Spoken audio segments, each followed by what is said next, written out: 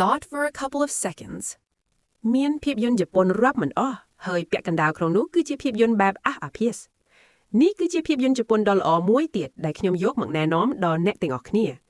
អ្នកណាដែលស្គាល់ខ្ញុំច្បាស់ជាដឹងហើយថាបាននិយាយពីការស្វែងរកភាពយន្តបែបនេះគ្មានអ្នកណាធ្វើបានល្អជាងខ្ញុំទេឥឡូវយើងចូលទៅក្នុងសាច់រឿងដ៏គួរឲ្យចាប់អារម្មណ៍នេះត្រង់វិទ្យាល័យមួយរបស់ក្មេងស្រីនៅប្រទេសជប៉ុនគ្រូស្រីដ៏ស្រស់ស្អាតអ្នកគ្រូម៉ាអេខាវ៉ាកំពុងតែរៀបចាប់ផ្ដើមមេរៀនរបស់នាងស្រាប់តែភ្ញាក់ផ្អើលដោយសារប្រកាសតាមឧបករណ៍ផ្សាយសំឡេងរបស់សាលាការផ្សាយអាសន្នការផ្សាយអាសន្នមានជនល្មើសចូលសាលាមានជនល្មើសចូលសាលា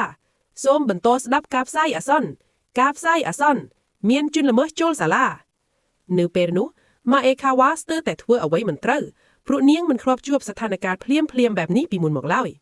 បន្ទាប់ពីតាំងស្មារតីឡើងវិញបានយ៉ាងរហ័សនាងក៏បានប្រាប់សិស្សៗឲ្យរត់ចេញពីទីនោះភ្លាមព្រោះពួកគេគ្រាន់តែជាសិស្សស្រីដែលគ្មានអាវុធការពារខ្លួនប៉ុន្តែពេលនោះវាយឺតពេលទៅហើយចៅប្លន់ពាក់ម៉ាស់ជាច្រើនអ្នកបានបំបីចូលមកហើយកំភ្លើងដ៏គួរឲ្យខ្លាចរបស់ពួកគេបានចង្អុលសម្ដៅមកលើពួកនាងដោយផ្ទាល់ចៅម្នាក់ទៀតថែមទាំងបានចាប់ស្ត្រីម្នាក់